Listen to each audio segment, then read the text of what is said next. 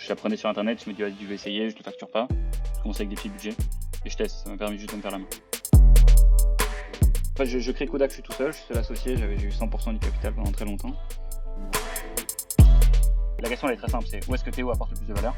C'est pas sur Facebook Ads, il y a plein de gens qui peuvent faire aussi bien que moi, même beaucoup mieux que moi les campagnes. Par contre, sur la partie faire grossir une boîte, je pense que c'est un truc sur laquelle ma faculté d'exécution. En fait, la méthode de Kodak est finalement pas si compliquée que ça dans la pratique. En exécution, elle est un peu plus dure. C'est toujours quelque chose qui me passionne parce que c'est assez protéiforme, donc tu peux vraiment en faire ce que tu veux. Comment et est-ce que tu fais en sorte que tu arrives à produire ton contenu, pas sur une semaine, pas sur 2 semaines, mais sur un an au minimum.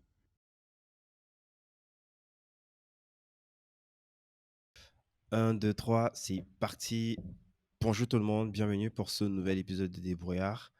Je suis super content parce que j'ai un invité spécial aujourd'hui. Invité avec un profil atypique parce que il va nous dire, il a créé sa boîte très jeune et aujourd'hui, en moins de 2 ans, je crois que la boîte, elle a quasi triplé en effectif, d'après ce que j'ai lu dans les posts qui ont été faits sur LinkedIn. Donc, Théo, je te propose de te présenter. Ouais. Eh ben écoute, merci beaucoup de me recevoir, Guy, c'est un plaisir aussi. Pour me présenter, du coup, je m'appelle Théo, donc j'ai monté une boîte qui s'appelle Kodak et qui fait de la pub sur Facebook et Instagram avec une composante créa, c'est-à-dire qu'on fait aussi tous les éléments créatifs qu'on va utiliser dans les campagnes très simplement. Que j'en ai fait du coup monter pendant mes études. J'ai 24 ans maintenant. La boîte a été créée en avril 2020, donc bientôt 2 ans. En avril, on aura 2 ans. Et ouais, on est une trentaine, on est 31 exactement, et on continue de grossir gentiment, voilà, avec un bon rythme et tout ça en full remote. Parfait. On va parler de Kudak, tu vas nous donner un petit peu les offres, comment est-ce que tu crées tout ça, mais j'aimerais bien que tu nous dises un petit peu, je sais que tu as eu une autre expérience entrepreneuriale avant.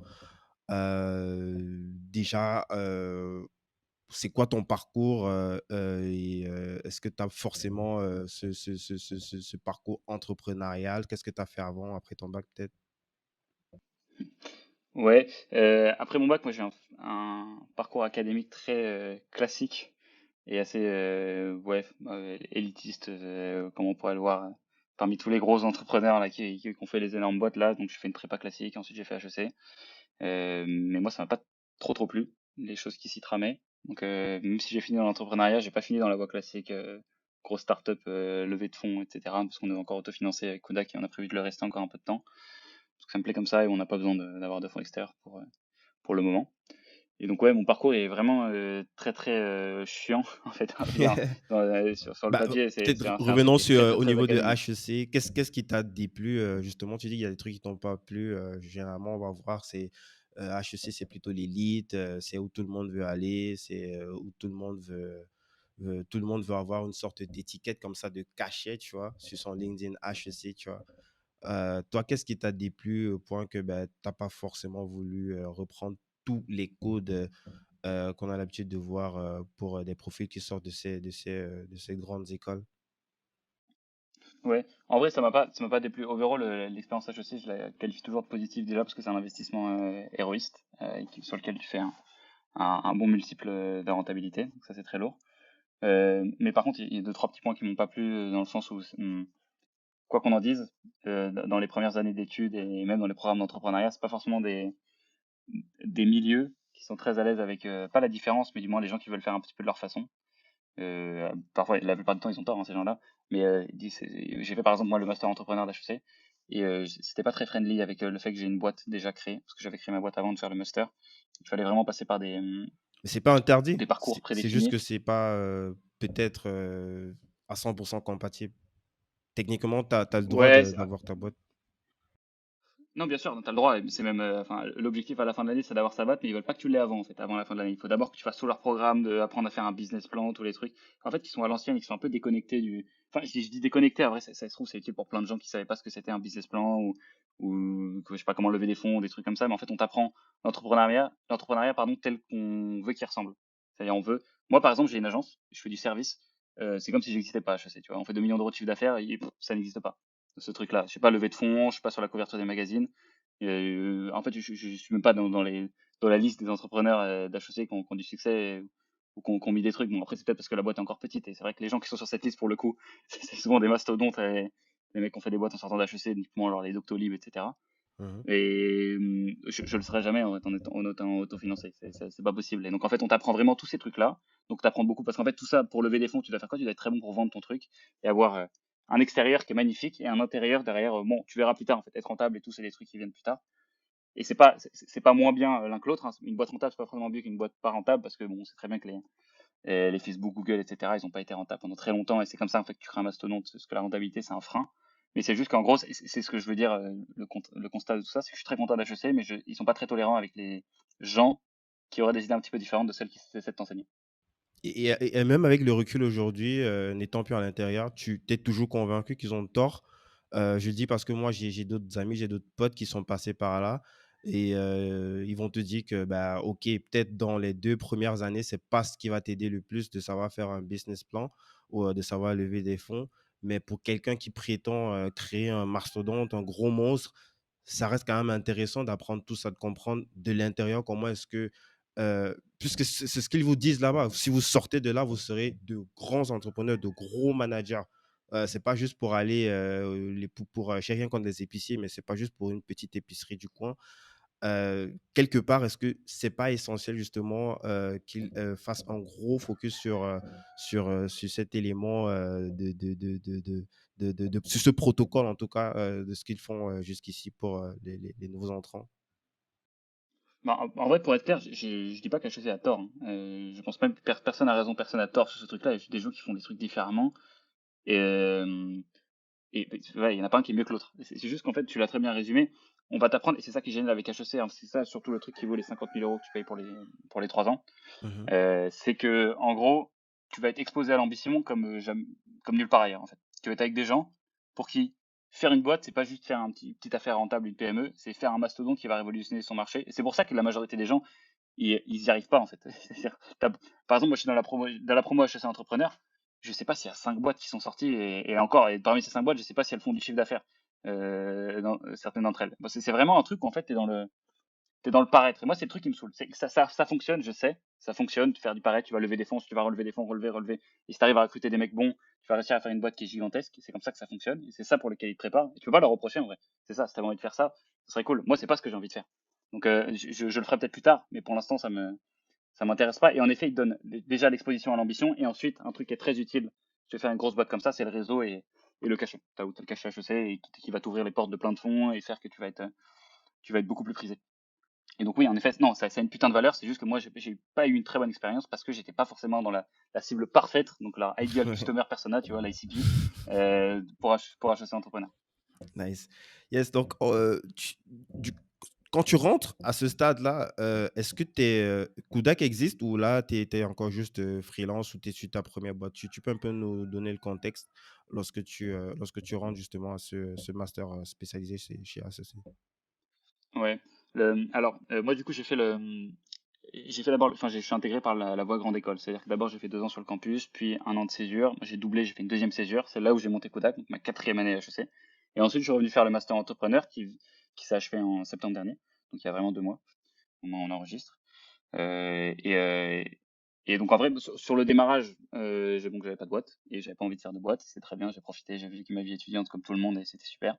Et ensuite, du coup, j'ai monté ma boîte donc un an avant le master entrepreneur. Et c'est comme ça que j'y suis arrivé. J'ai essayé de faire mixer les œufs en me disant, ok, là, je suis entrepreneur, c'est parfait, j'ai une boîte et tout, ils vont trop m'aider, ça va être super lourd. Et non, en fait, je me suis mangé que des murs, que des bâtons dans les roues.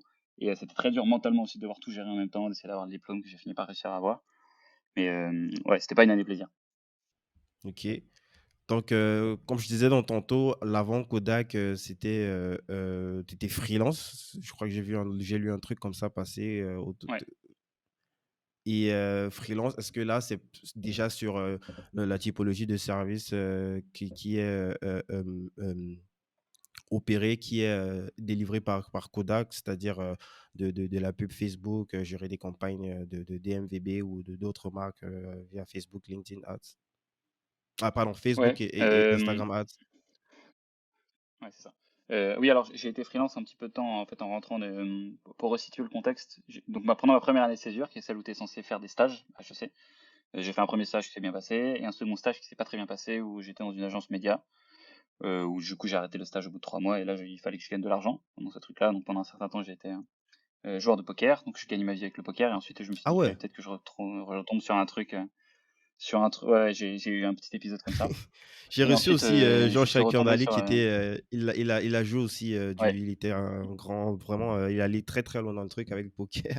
Et, et moi, je me pose toujours des questions. Je ne me connais pas, hein, c'est pas quelque chose auquel je joue, mais j'ai l'impression que c'est comme si il y a des skills euh, particulier pour ce jeu-là, que ce soit dans la négo ou que ce soit dans le... Qu'est-ce que toi tu en ressens? Qu'est-ce que tu as gagné de ça? Est-ce que c'est quelque chose que tu jouais déjà juste pour gagner de l'argent ou alors t'avais un autre intérêt par rapport à ça? Et qu'est-ce que tu as appris ouais. surtout avec ça?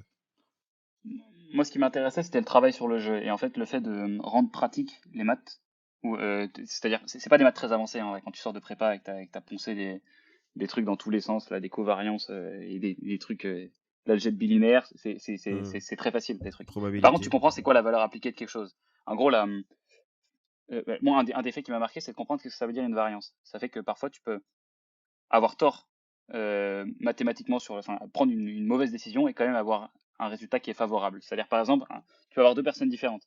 Une personne qui court dans une usine de poudre avec une allumette à la main et il s'en sort vivant. Tu vois, ce mec-là, et donc il a eu un résultat favorable, il a survécu, mais pour autant c'était une très mauvaise décision ce qu'il a fait, tu vois, c'était ridicule. Et donc en fait, il est tombé du bon côté de la variance. C'est comme s'il avait jeté la pièce 10 fois de suite et qu'il avait obtenu 10 fois de Effectivement. suite pile. C'est possible, mais c'est peu probable. Et à côté, tu vas avoir quelqu'un qui traverse au feu vert, enfin au feu piéton vert, qui va regarder à gauche et à droite et qui va quand même se prendre un cycliste et se faire casser une jambe. Et tu vois, ce mec-là, c'est pas, il a pas pris une mauvaise décision. Sa décision, elle est meilleure que le mec qui courait dans l'usine de poudre. Et pourtant, Mhm. il s'est pris un piéton, il a un résultat qui est défavorable. Et donc ce truc-là m'a permis de comprendre que en fait, tu peux pas juger une décision si tu n'as pas du long terme. Et c'est pas parce que t'as pris une décision qui a un résultat favorable que tu es un bon décisionnaire. Et parfois, tu peux devoir aller dans des.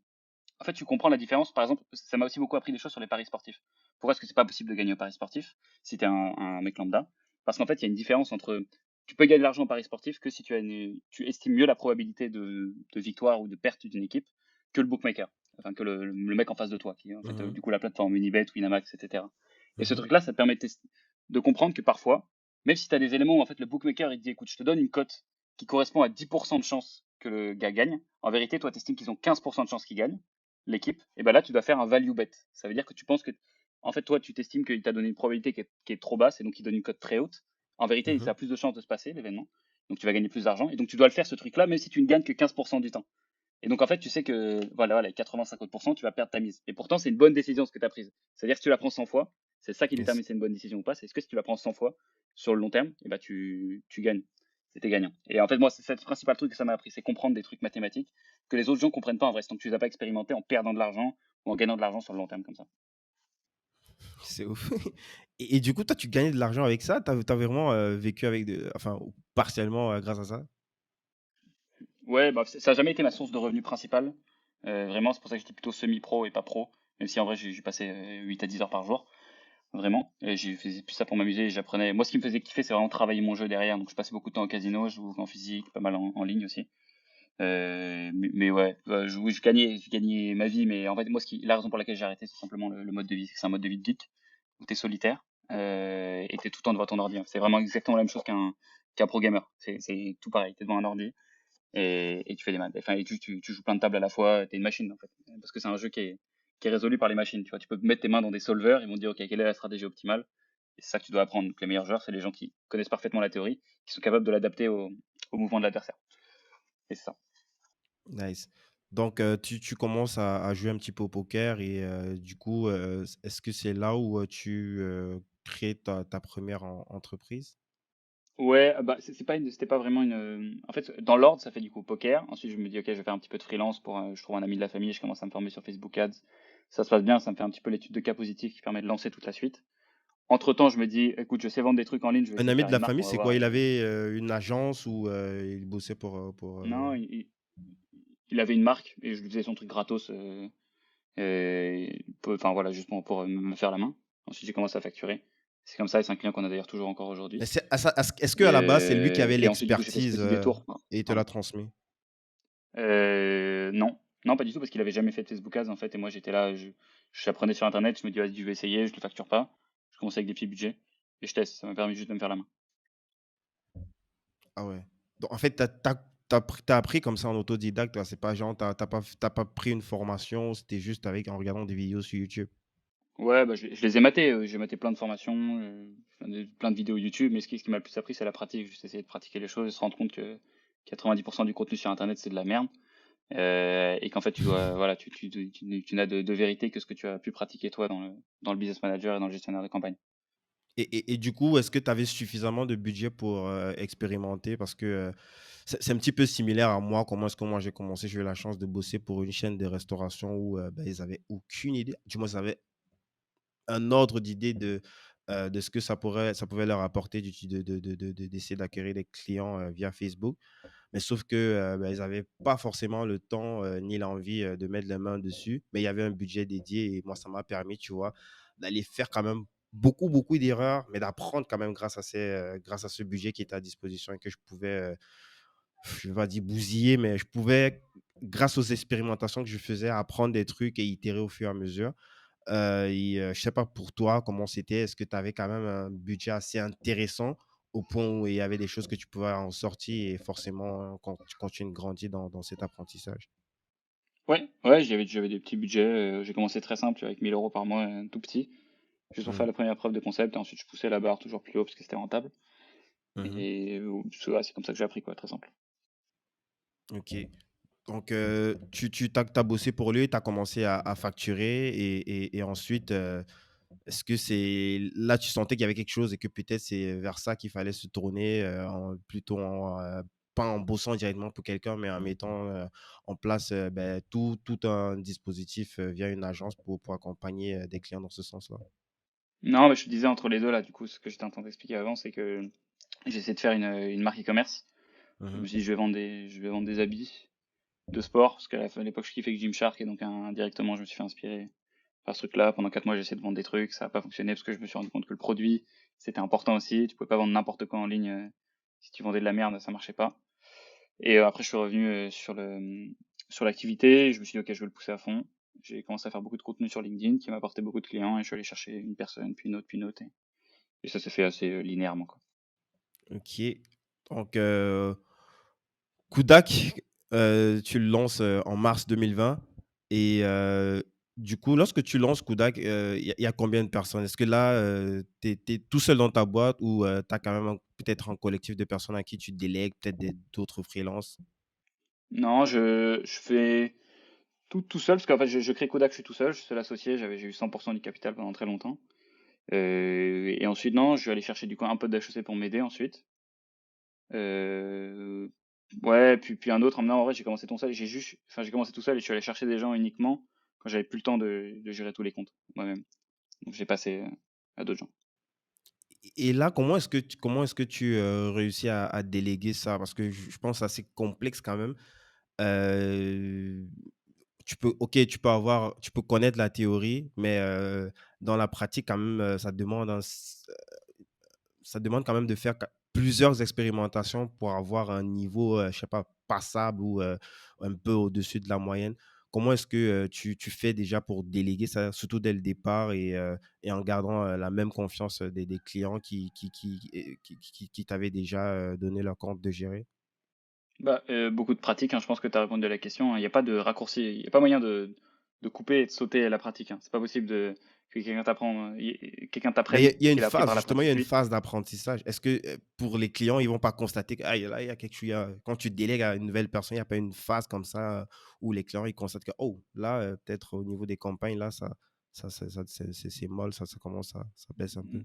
Non, parce qu'il y a toujours un monitoring, mais en gros, le truc qu'il faut faire, c'est jeter le plus vite à l'eau les gens. Donc c'est comme ça qu'on fait. On les jette à Mhm. l'eau, on exécute vite et on corrige très vite les choses. Qui fait que, bien sûr, s'il y a un compte qui est terrible et qui est pas rentable, on va directement prendre des actions rapides pour corriger le truc, et on va pas laisser un truc être de la merde longtemps parce que les gens ils nous payent pour ça. Mais non, non, moi je pense que t'as pas d'autre truc que la pratique. En vrai, si tu vas avoir des gens qui sont bons très vite. En fait, Yes. quand tu regardes le risk-reward de, ok, je le fais en observation pendant 3 mois, ensuite je le fais pratiquer, etc. Non, ça, c'est de la merde. Ça, t'as juste perdu Mhm. 3 mois. Non. Fais-le faire ses erreurs rapidement. Au bout de 2-3 mois, il va être tellement efficace sur les gens que bah, ça va te rentabiliser tous les 3 mois, il était claqué. Et encore, ils sont pas claqués pendant 3 mois. On prend des gens qui ont de l'expérience maintenant, tu vois. Donc, Ouais, et ouais, si t'es un mec avec la tête bien faite, t'es bien, quoi. nice. Donc, tu as dit qu'aujourd'hui, vous êtes 30 collaborateurs Ouais. et tel que c'est structuré aujourd'hui, est-ce que toi, tu mets encore des mains dans des campagnes? Non, je ne mets plus les mains dans les campagnes parce que maintenant je lead l'équipe growth. Il y a 3 équipes chez Kodak. Tu as l'équipe média qui gère les campagnes, qui font ce dont on vient de parler, l'équipe créa qui fait les pubs, et l'équipe grosse qui s'agit de faire grossir la boîte, dans laquelle tu vois, as les sales, l'équipe contenu qui publie du coup tout le contenu qui nous rend visible sur les réseaux sociaux, et une partie d'équipe admin, donc tout ce qui va être finance, RH, qui en vrai devrait faire l'objet d'une autre équipe, mais on n'a pas encore assez de personnes pour dire que c'est une équipe à part entière. Et donc ouais, non, non, moi je suis vraiment chargé de faire grossir la boîte. Maintenant, mon travail, c'est plus consultant Facebook, enfin, ça a d'ailleurs toujours été comme ça, c'est entrepreneur, faire grossir une boîte. Et tu n'as pas un petit peu je sais pas, je vais parler de complexe parce que, comme tu le sais, ça va hyper, hyper vite avec ces outils-là, ça change tellement. Est-ce que tu n'as pas peur à un moment donné d'être, je sais pas, à côté de la plaque, de ne plus être actualisé par rapport à toutes les updates qui peuvent arriver, que ce soit du côté d'Instagram, de Facebook, de TikTok? Ouais, bah écoute, moi, de toute façon, j'ai délégué tous ces trucs-là, donc je ne communique plus sur des trucs que je ne maîtrise pas, donc que je ne maîtrise plus, tu vois. Je suis moins au courant maintenant de Facebook que Paul, mon associé, qui est le chef de l'équipe média. Donc en fait, maintenant, c'est lui Mhm, qui va communiquer de ces choses-là, et quand on demande l'expert Facebook de chez Kodak, c'est pas Théo, hein. C'est Paul ou alors l'équipe média, les médias buyers chez eux. Donc moi, les mhm, trucs que je partage sont plus globaux, tu vois, typiquement des trucs sur lesquels je me forme beaucoup. Donc l'e-commerce de manière générale, ça c'est un truc sur lequel je continue de me former énormément, donc j'ai toujours un très bon niveau. TikTok, particulièrement, c'est mon sujet du moment, donc ça continue à. Enfin voilà, c'est des trucs sur lesquels je partage. Facebook Ads, j'ai encore plein de trucs que je peux partager. Et je participe quand même encore au point, enfin, je vois ce qui se trame dedans. Mais mhm. moi, mon travail maintenant, je sais que j'apporte plus de valeur. Tu vois, la question, elle est très simple, c'est où est-ce que Théo apporte le plus de valeur? C'est pas sur Facebook Ads, il y a plein de gens qui peuvent faire aussi bien que moi, et beaucoup mieux que moi, les campagnes. Par contre, sur la partie faire grossir une boîte, je pense que c'est un truc sur lequel ma faculté d'exécution s'exprime bien.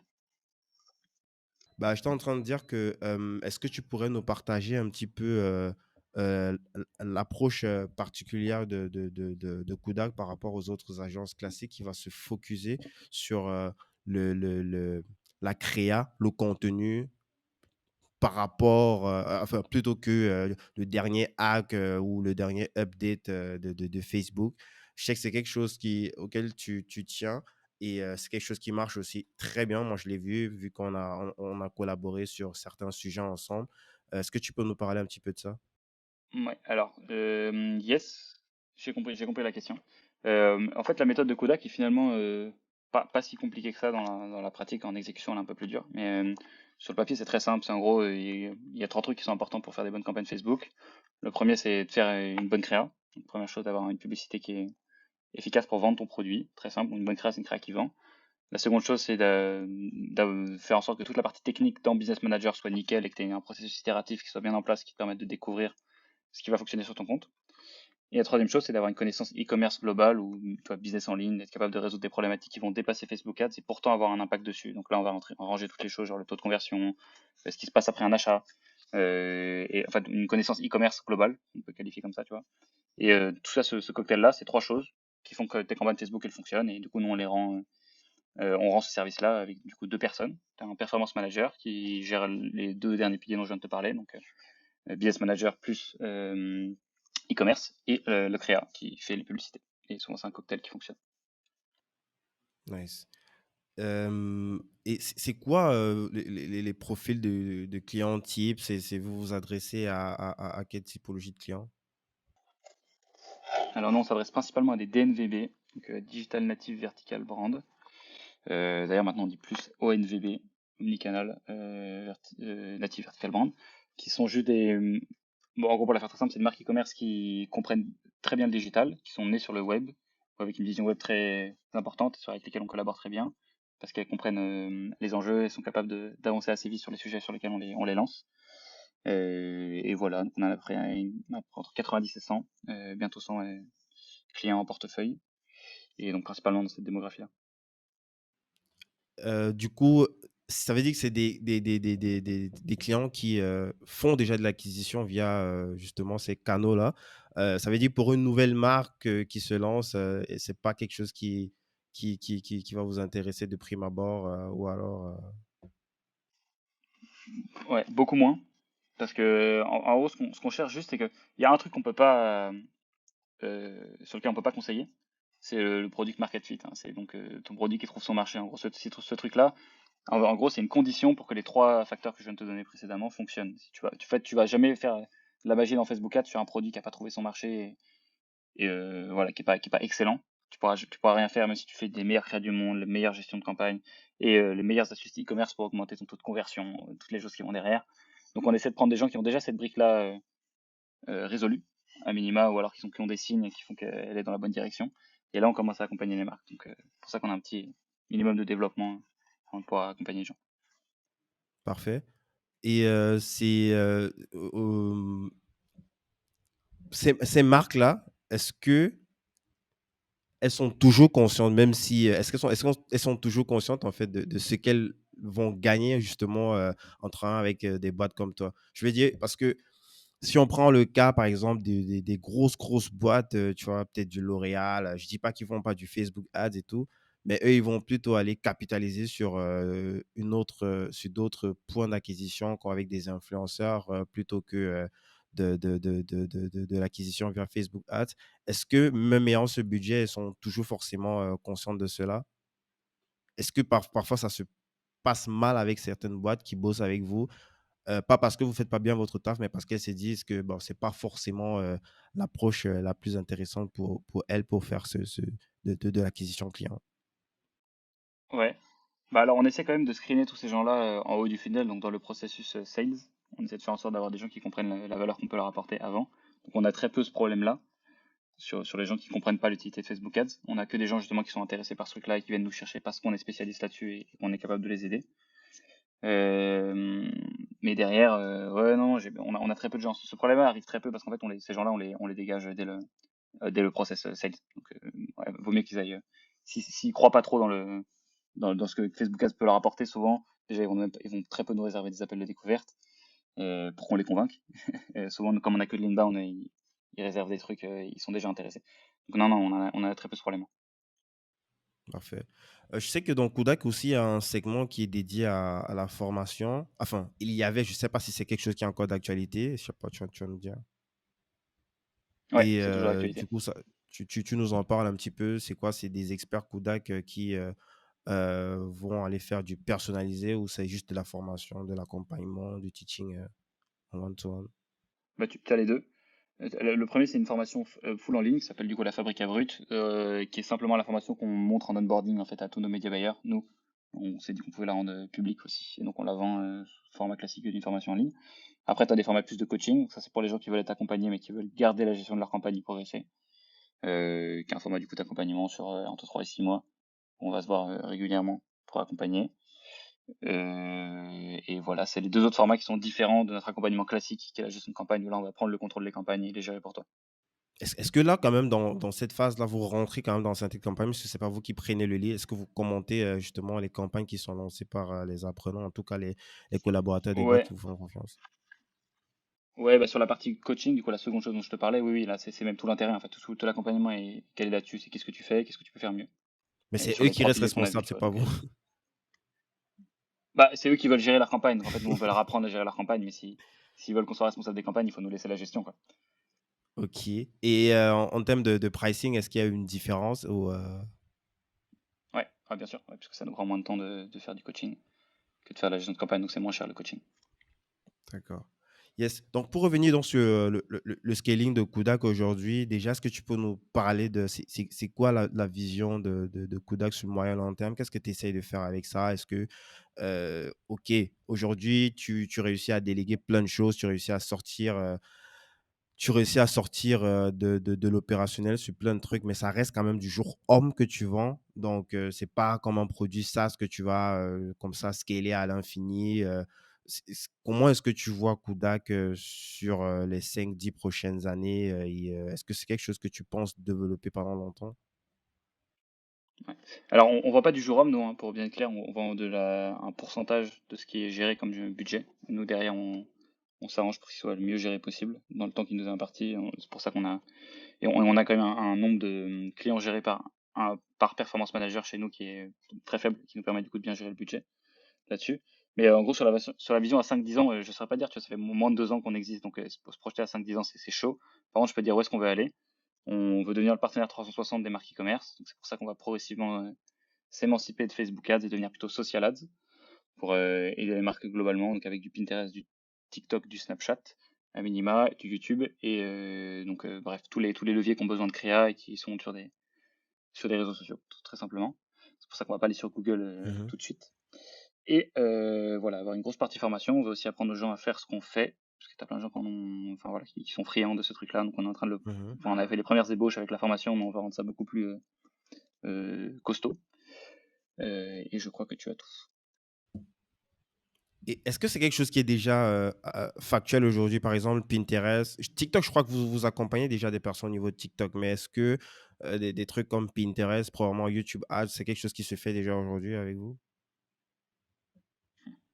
Ouais, ouais, oui, bien sûr, on le fait déjà. On le fait pour nos clients uniquement, donc on n'est pas encore ouvert au service extérieur pour les gens, Mhm, donc on va pas communiquer sur le fait qu'on le fasse. On fera certainement voilà, ce sera un effort global avec où il y aura un branding, un site différent, probablement des landing pages et tout.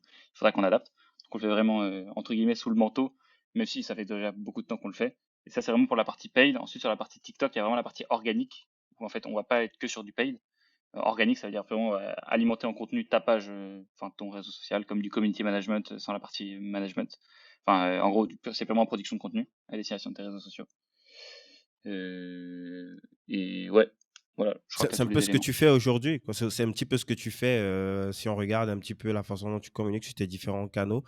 C'est bon, enfin, tu vas me corriger, hein, j'ai pas non plus vérifié sur le library de Facebook, mais je pense pas que tu fasses de la publicité payante. C'est complètement anorganique la façon dont tu communiques sur les produits de Kuda, que ce soit sur YouTube, sur Instagram, TikTok et le reste. C'est purement anorganique, quoi. Et ça fonctionne puisque tu partages régulièrement les résultats et ça a une valeur. Si quelqu'un sait apprendre comment faire comme toi, ben, ça a forcément une valeur. Ouais, carrément, c'est que de l'organique, c'est vraiment que ça. Nice. Ok, donc aujourd'hui, on est en train de parler justement de la vision de Kudak. Bon, 5 ans, 10 ans, c'est assez lointain pour toi. Mais est-ce que c'est quelque chose que toi, tu te vois développer longtemps? Est-ce que c'est quelque chose qui te passionne encore aujourd'hui? Ouais, c'est toujours quelque chose qui me passionne parce que c'est assez protéiforme, donc tu peux vraiment en faire ce que tu veux de cette boîte-là. Donc, à partir du moment où tu te files le spectre, faire grossir des marques e-commerce, ça peut être énormément de choses, hein. Et donc, actuellement, il se trouve qu'on aide avec la pub payante, on va aider avec l'organique, mais après, ça pourrait très bien devenir des trucs un peu plus spécifiques, genre typiquement aider dans le personal branding des entrepreneurs qui ont les marques qu'on accompagne. J'en sais rien, peut-être qu'un jour ce sera utile les NFT pour les marques e-commerce, on s'en sera peut-être dessus. Enfin, il y a vraiment beaucoup, beaucoup de choses qui sont ouvertes là-dessus, et c'est toujours un truc qui me passionne, parce que moi, ce qui me passionne, c'est la liberté et le fait de pouvoir développer un truc qui me ressemble, et tant que j'ai ça, bah, je serai heureux, quoi. Ok. Et Kudak, vous avez des bureaux? C'est complètement, c'est full remote ou C'est full remote, ouais. Donc on n'a pas de bureau. vous avez jamais eu de bureau? Non. Ah ouais. C'est chaud quand même. Et comment ça se bosse en fait cette culture d'entreprise? Comment est-ce que tu réussis à chaque fois, surtout en cette période de crise, peut-être post-crise, je sais pas encore quand ça va se terminer. Est-ce que c'est pas complexe justement de toujours réussir à centraliser tout le monde sur cet objectif commun avec la distance? C'est pas quelque chose qui, toi, à titre personnel, par rapport à d'autres entrepreneurs, te manque de pouvoir réunir les gens, je sais pas, peut-être une fois par semaine, quelque part, et de leur rappeler à chaque fois, hey, on va dans telle direction. Et tout ça, tu réussis à le faire comme ça, complètement à distance. Ouais, bah en fait, dans tout ce que tu viens de dire, il y a aucun moment où le physique est nécessaire pour faire toutes ces choses-là. Nous, ce qui nous intéresse, c'est que les gens soient rassemblés sous une même, enfin, et aillent dans une même direction et qu'ils soient heureux. C'est des choses sur lesquelles on a des signaux très très positifs, puisqu'on a un NPS du coup de boîte auprès des employés qui est de 92, tu vois, sur 100. Donc les gens sont très très heureux chez nous. Mhm. Et la seconde chose, c'est qu'on gouverne beaucoup par la culture et par les objectifs, ce qui nous permet d'avoir des gens qu'on n'a pas besoin de fliquer. En fait, on n'a pas des enfants dans l'équipe, on n'a que des adultes, des gens qui sont hyper autonomes, matures et qui avancent vers leurs objectifs. Et on aime bien se voir en physique, mais pas pour travailler, tu vois. Quand on se voit en physique, c'est pour profiter ensemble, parce qu'on se kiffe, et faire des soirées, tu vois. On s'est vu la semaine dernière, on se voit tous les 3 mois pour faire un off-site, et on va prendre des verres régulièrement. Donc, non, non, il y a plein d'initiatives, mais en soi, le physique, moi, ça me semble toujours bizarre, et je pense que ça va le devenir de plus en plus dans l'opinion commune. Les gens qui Ouais. sont surpris, tu sais, quand quelqu'un dit c'est en full remote avec le travail. Moi, je comprends pas pourquoi le physique est aussi imposé. En fait, tu dois aller au travail le matin, tu perds beaucoup de temps dans les transports. T'as une, enfin, ouais, d'un point de vue logique pur, tu vois, t'as peut-être des choses qui vont aller dans la faveur du physique, mais si tu crées une structure qui va bien pour le remote et que tu fais pas un truc moitié-moitié, genre typiquement physique, un peu de physique, un peu de remote, un truc sans identité, tu vas avoir des gens qui sont là exclusivement. Moi, j'ai plein de gens, demain, je passe la boîte en physique, je perds 80% des effectifs. Parce que les gens seront pas contents que ça passe en physique. Donc, c'est pour ça, tu vas chercher les bonnes personnes, ta boîte, elle va tourner et les gens vont être super heureux et c'est les nouvelles boîtes maintenant.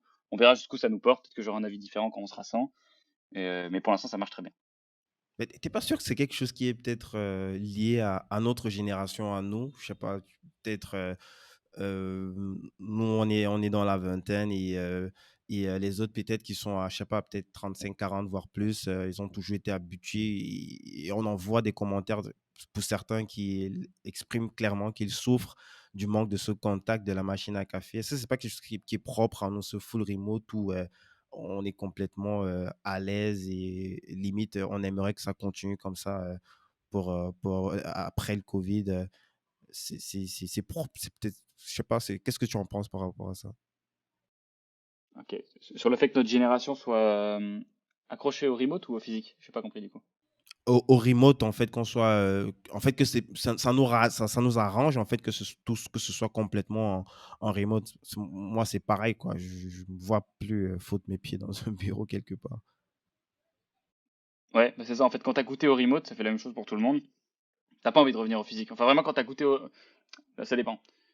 T'as plusieurs choses. Que t'as plein de gens qui ont envie de revenir en physique et que ça les saoule parce qu'ils ont plein de trucs à la maison, ils n'arrivent pas à bosser. Mais quand t'as goûté au remote et que t'as réussi à t'organiser en remote, donc t'as vraiment été dans une période, je sais pas, pendant 6 mois, t'es en remote chez toi, t'es obligé de t'organiser. Ensuite, on dit tu reviens au travail, tu commences à te demander mais pourquoi je reviens au travail? Quel est l'intérêt de revenir au travail? Euh, le seul gros problème du remote, et le truc sur lequel il faut travailler, il faut organiser toute ta culture de boîte pour ça, c'est la cohésion entre les gens. Parce qu'en fait, pour connaître des gens vraiment, pour vraiment développer du lien avec les gens, c'est impossible de le faire en visio. C'est pas possible, tu peux pas sentir les gens, l'être humain il n'est pas fait comme ça. Donc c'est pour ça qu'il faut créer tous ces trucs-là, et faire des jalons toute l'année, tu vois, où tu vas te retrouver, tu vas faire des trucs où les gens vont apprendre à se connaître et développer des liens. Mais ouais, je peux comprendre que les gens qui aient goûté, ça soit très dur pour eux parce que tu as l'impression de te faire imposer un truc qui a pas beaucoup de sens. Mais enfin, tu vois, t'as les avis. Enfin, je suis pas ancré sur mon avis du remote. Je suis prêt à changer d'avis. Je crois très fort dedans et je suis aussi très ouvert sur le fait que ça, un jour ça fonctionne plus, je vais changer d'avis. Mais pour l'instant, ça marche très bien. Nice. Il y a quelque chose qui me fascine aussi dans, dans ta façon de communiquer. Tu vas me dire peut-être c'est cohérent parce que tu as parlé de personal branding, d'entrepreneurs qui possèdent des marques. Pourquoi est-ce que, peut-être ça existe, hein, mais pourquoi est-ce que tu communiques pas sous Kudak, mais tu vas communiquer sur tes réseaux à chaque fois sous Théo Lyon? Quelle est la valeur ajoutée du fait de communiquer sur Théo Lyon par rapport à Kudak, qui est justement ta marque et où tu as intérêt justement à aller gonfler, je sais pas, l'audience, les personnes qui vous suivent pour davantage acquérir plus de clients? Ouais, bah écoute, c'est pour une raison très simple, c'est que ça progresse beaucoup plus vite une marque personnelle qu'une marque professionnelle. Une marque personnelle, c'est très, enfin, une marque de manière générale, c'est quoi? C'est accoler des valeurs, un sentiment envers une personne morale. Et c'est très très dur de le faire. Tu vois, ça prend des millions d'euros de budget publicitaire pour devenir un Coca-Cola, devenir un Nike. Par contre, tu peux le faire beaucoup plus facilement si tu es une personne. Tu peux développer une communauté qui est accrochée à ta personnalité, à ce que tu fais. Et en fait, moi, je l'ai surtout fait déjà, première chose, comme un facteur différenciant. Toutes les marques qui font la même chose que moi communiquent avec leur page d'entreprise. Il n'y en a pas beaucoup qui osent mettre leur gueule en jeu et vraiment, tu vois, se mettre en danger. Parce qu'en gros, moi, je mets pas juste ma boîte en danger, je mets ma gueule en danger. Demain, si Kodak se foire, c'est une foirade personnelle. Je veux dire, mon nom à tout jamais, il sera associé à Kudak et à mon échec. Donc ce truc-là, c'est normal. Du coup, je récolte. J'ai plus de risques, c'est toujours le même ratio. C'est exactement comme au poker. Tu chopes un multiple du risque que tu as pris en reward. Et donc moi, je suis pas un multiple plus important en termes de croissance parce que je prends plus de risques. Mais ça se trouve, je vais me situer du mauvais côté d'ici 6 mois, un an, il y aura un scandale qui va me faire beaucoup de mal et qui va toucher du coup un scandale personnel qui va toucher toute une boîte parce que j'ai construit ma boîte sur ma marque personnelle. Et enfin, tu vois, par exemple, je dis un truc tout con, mais un balance ta startup Ouais. qui me toucherait uniquement moi, ça tue ma boîte. En fait, ça serait un truc terrible parce que ça va et ça me tue aussi personnellement. Je peux pas retrouver de travail, enfin, c'est infernal, je me fais salir ma réputation à tout jamais. Donc c'est des trucs terribles. Mais du coup, c'est parce que euh, je suis désolé, je vais faire un anglicisme parce que j'ai toujours pas trouvé la traduction française de ce truc, mais ça s'appelle l'accountability. Ça veut dire en gros, je mets en jeu Non, ma c'est marque plus que personnelle responsable, et c'est je de m'engage, tu vois, je fais euh, des reports. porter les conséquences, en fait, c'est dur quand même de traduire en français.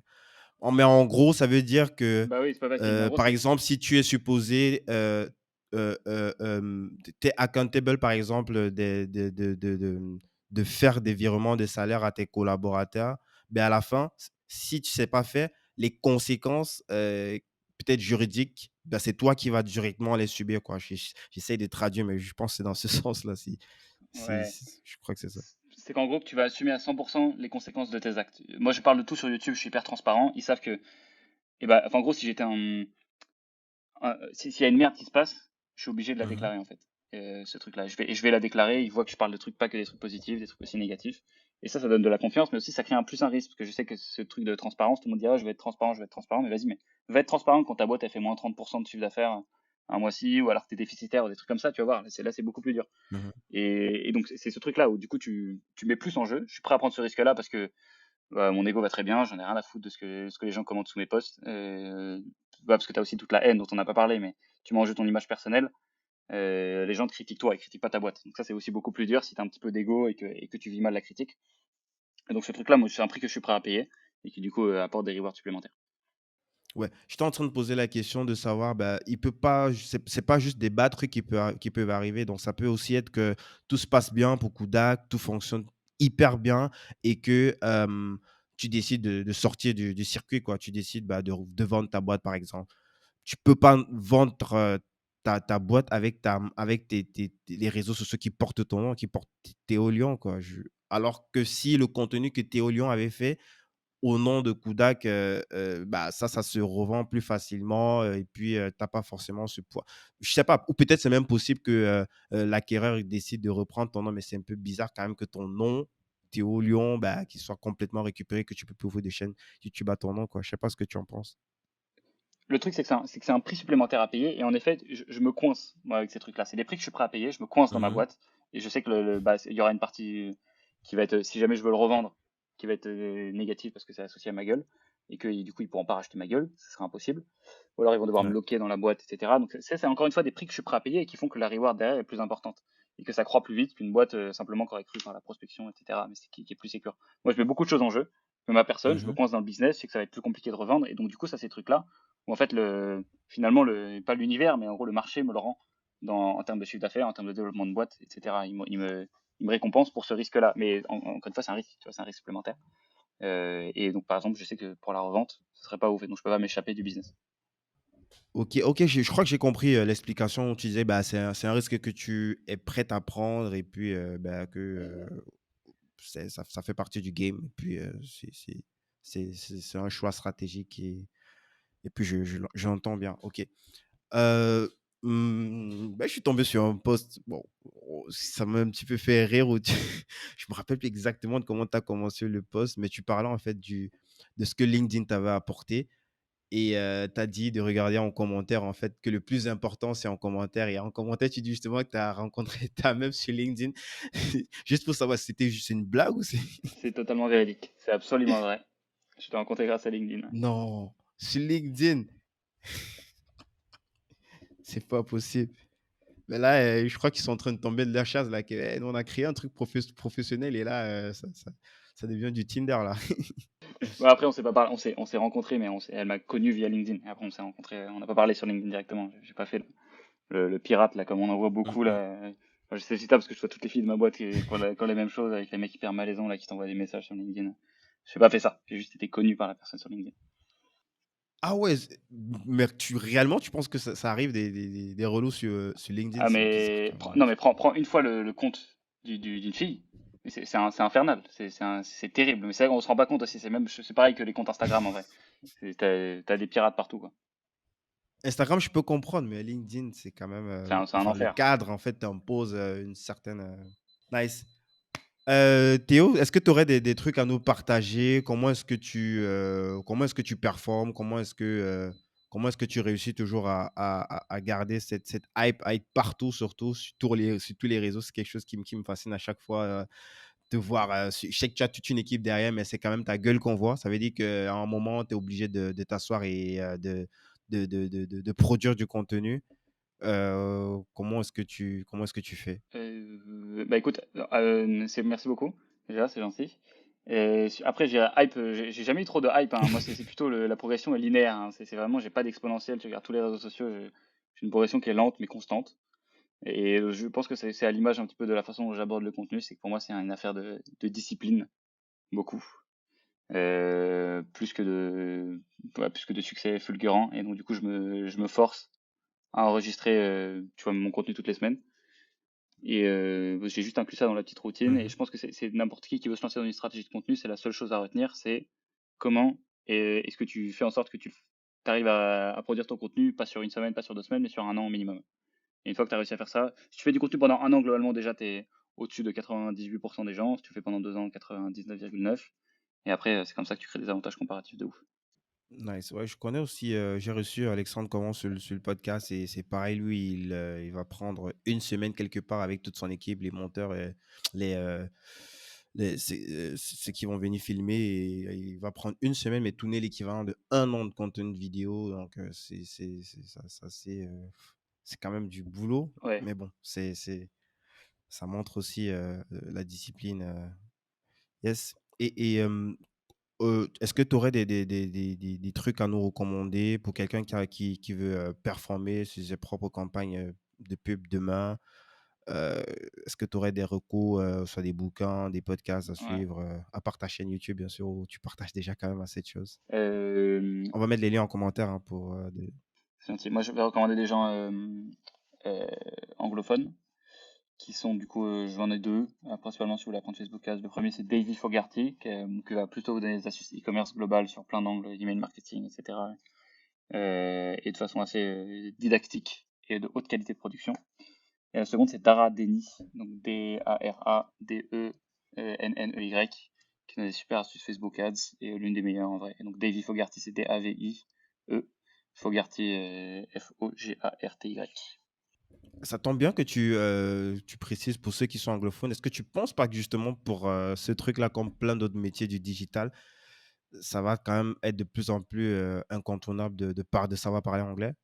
Ouais, non, mais c'est inadmissible de pas parler anglais si tu veux faire du marketing digital, en fait. C'est comme si aller à un sprint et t'as pas de chaussures, tu vois. Alors, en gros, t'as tous les autres, ils ont des chaussures à côté, et moi, tu vas courir vite, hein. Tu peux avoir des plus gros quadriceps du monde. Enfin, juste mets des chaussures. Enfin, les autres ont un avantage sur toi de base, mais fondamentalement, parce que tu t'exposes à 90% du contenu qui est de bien meilleure qualité et qui est américain, principalement américain, un petit peu anglais. Et ouais, non, non, en vrai, c'est inadmissible. Il y a pas d'excuse pour pas parler anglais. Faut apprendre. Enfin, tu te coupes de trop de choses, sinon tu seras jamais excellent. Enfin, faut l'admettre, tu peux être moyen, et du contenu français, tu seras jamais excellent. Ah ouais. Ils vont être contents à l'Académie française, hein. Yes. Donc, où est-ce qu'on te contacte? Est-ce que sur LinkedIn? Ouais, bah écoutez, j'en ai plein, hein. De toute façon, je suis présent sur LinkedIn, YouTube, Instagram, TikTok, en podcast avec les e-commerce, mais donc je vais vous en recommander un, c'est Instagram, théo.le.lion, qui est celui sur lequel je suis le plus joignable, du moins, sur lequel il y a le plus d'interactions. Voilà. Top. On va mettre tous les liens en commentaire. Dernière question, Théo. Qu'est-ce que tu dirais à ton toi avant que tu ne rejoignes HEC? Il y a de cela, je crois, 4 ans. Euh, Tout va bien se passer, c'est tout. Nice. Merci beaucoup, Théo. J'ai pris beaucoup de plaisir à échanger avec toi. Bah, je te dis à très vite. Ok. Merci beaucoup Guy, c'était un plaisir aussi de discuter, et bah bon courage pour ton podcast.